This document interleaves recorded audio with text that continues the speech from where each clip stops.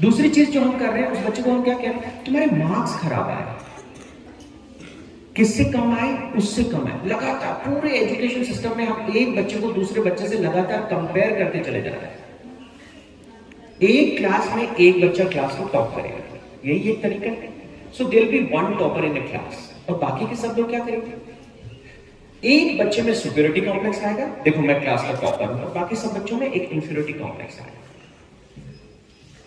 Superiority complex वाला बच्चा दूसरों से दूर जाएगा, मैं इनसे बढ़िया हूं, और इंफीरियरिटी कॉम्प्लेक्स वालों को लगेगा मैं खराब हूं। ये जो कंपैरिजन है, ये धीरे धीरे धीरे धीरे बच्चों को खा जाता है। और हम भी जाने अनजाने में एज ए पेरेंट बच्चों को क्या कहते हैं, देखो वो लड़के ने ऐसा कर दिया, उसने ये कर दिया, लगातार। लेकिन हम कभी भी उसकी वो जो सेल्फ इमेज है, उसकी जो कोर है, उस कोर को बिल्डअप करने पे पेरेंट का जो सबसे इंपॉर्टेंट काम है, वो बच्चे की उस सेल्फ इमेज को बिल्डअप करना है। अगर हमें बच्चे को सच में कंपेयर भी करना है, तो हम उसको किसके साथ कंपेयर करें, खुद के साथ कंपेयर करें। कल आपने कितना अच्छा किया था, आज उससे थोड़ा सा और ज्यादा अच्छा करना है, और कल हमको थोड़ा सा और ज्यादा अच्छा करना है।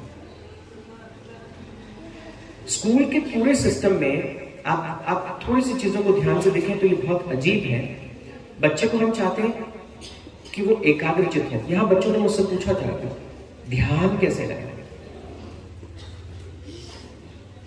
और देखिए मैं पिछले सत्र में भी कहा था, बच्चे पढ़ाई करने बैठते हैं स्कूल में, आधा घंटा किसी एक सब्जेक्ट को ध्यान से पढ़ते हैं, और आधे पौन घंटे बाद जब उनको रस आने लगता है, मजा आने लगता है, थॉट डेवलप होता है, हम एक बेल बजाते हैं, टन। अब क्या होगा, अब हम आपको ये सब्जेक्ट नहीं पढ़ाएंगे, अब दूसरा सब्जेक्ट पढ़ाएंगे। फिर दूसरे में रुचि बनती है, फिर हम वो बेल बजाते हैं, फिर कहते हैं हम तीसरा पढ़ाएंगे, फिर तीसरे।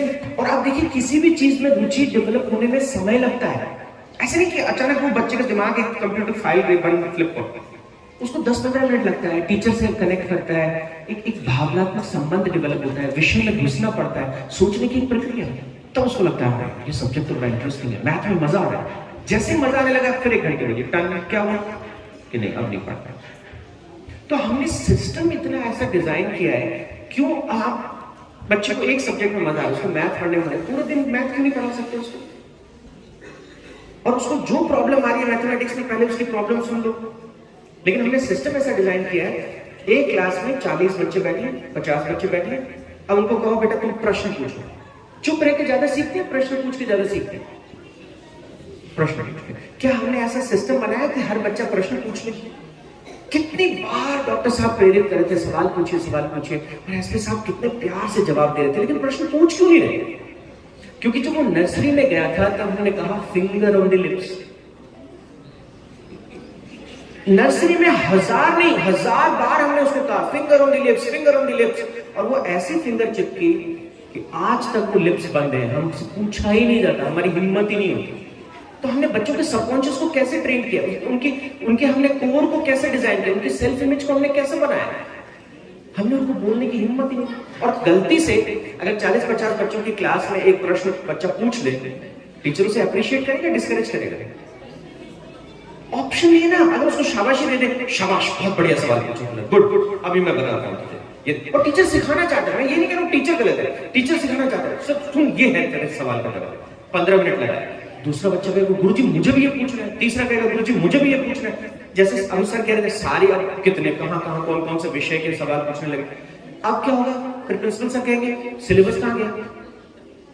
सो we have devised a system कि अब वो सिलेबस कंप्लीट कराना ज्यादा इंपॉर्टेंट है, बच्चे की जिज्ञासा इंपॉर्टेंट नहीं है। एग्जाम के मार्क्स ज्यादा इंपॉर्टेंट है, बच्चे की लर्निंग इंपॉर्टेंट नहीं है। और हम पेरेंट भी जो है वो बच्चे को कैसे देखते हैं, बच्चा स्कूल में क्या सीख रहा है, कॉपी दिखा, हम क्या शब्द यूज करें, कॉपी। कॉपी शब्द का लिटरल मीनिंग क्या है, नकल।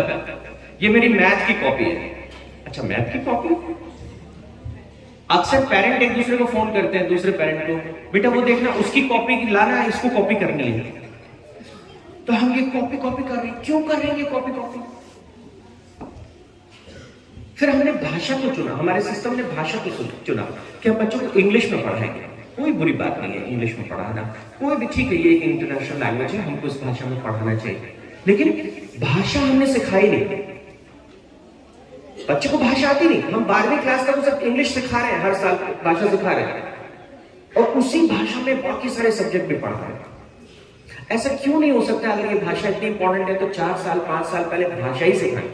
बच्चे को इंग्लिश अच्छे से आ गई, इंग्लिश बोल रहा है, इंग्लिश पढ़ रहा है, इंग्लिश लिख रहा है, अब चल तू साइंस इंग्लिश में पढ़, अब एसएसटी पढ़।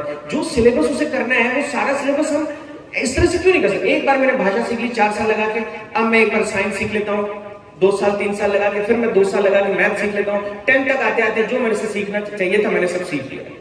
पर हम उसको इतना टुकड़ों में तोड़ देते हैं, इतनी जिम्मेदारियां, 8 सब्जेक्ट, 8 आधे घंटे की 8 क्लासें, 8 सब्जेक्ट का होमवर्क। कोई तरीका नहीं है कि कोई भी बच्चा डेली हर सब्जेक्ट का होमवर्क करके स्कूल चला जाए। और अगर वो हर सब्जेक्ट का होमवर्क नहीं करके जाएगा, भले उसने 7 का कर लिया, 8वां छूट गया, तो वो असफल अपने आप को फील करेगा। ओहो आज फिर नहीं, सेल्फ इमेज हमने फिर तोड़ दी।